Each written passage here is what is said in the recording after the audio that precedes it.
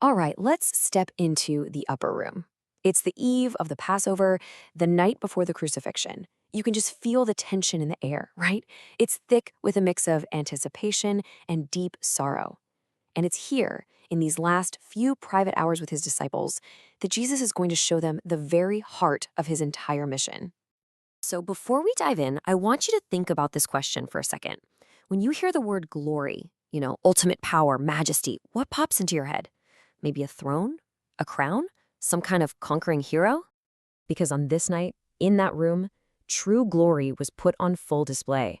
And it looked absolutely nothing like what the world expects. It wasn't a crown. It was humble. It was shocking. It was radical service. The entire Gospel of John has been building and building towards this one singular moment. John calls it Jesus' hour. But this isn't the hour he gets an earthly crown. Oh no. This is the climactic moment of his glorification through suffering and love. That's from John chapter 13, verse 1.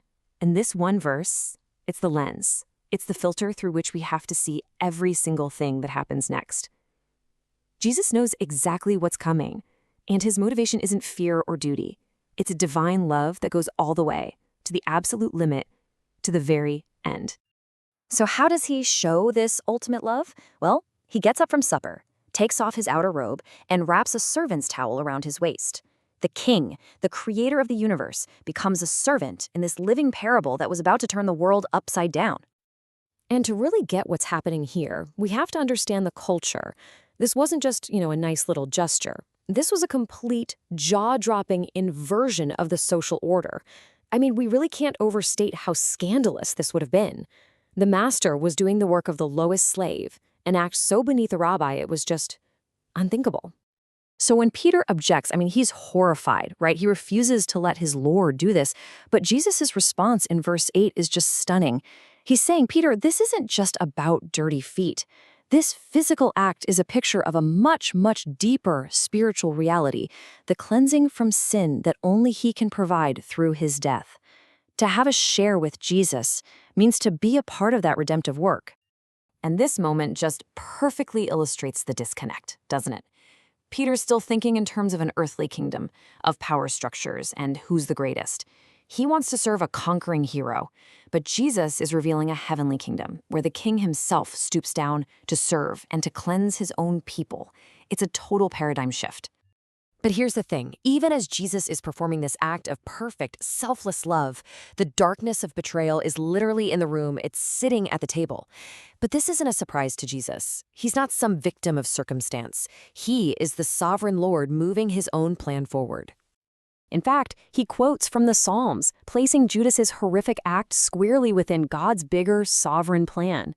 Jesus remains in complete control, and his composure just shows that even the most wicked act in human history cannot and will not derail the faithfulness of God.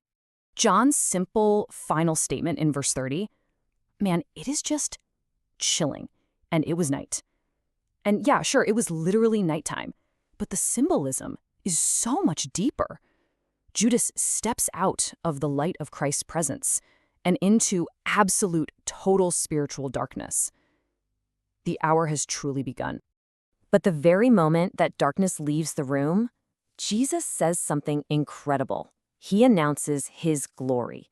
With Judas gone, he turns to his true followers and gives them the one thing that will define them from that moment on.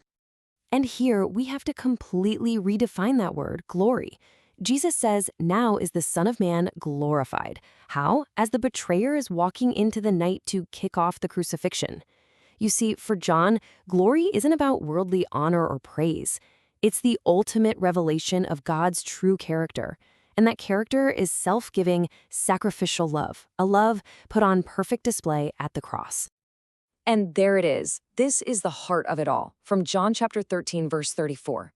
This is the new constitution for the people of God. It's not a suggestion, not just a nice idea. It's a command. So what makes this command new? The command to love your neighbor was already there, right back in Leviticus. What's so radically new is the standard.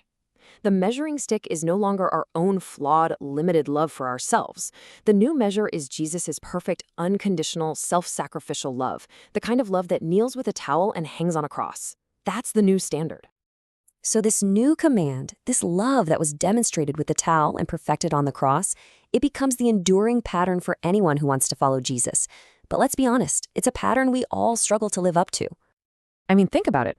Immediately after hearing this incredibly high command, Peter, who is full of genuine but totally self-reliant passion, declares that he'll die for Jesus. And Jesus just gently, lovingly tells him the truth. Peter's devotion, his own strengths, is going to fail before the sun even comes up. And this brings us to such a profound and comforting truth.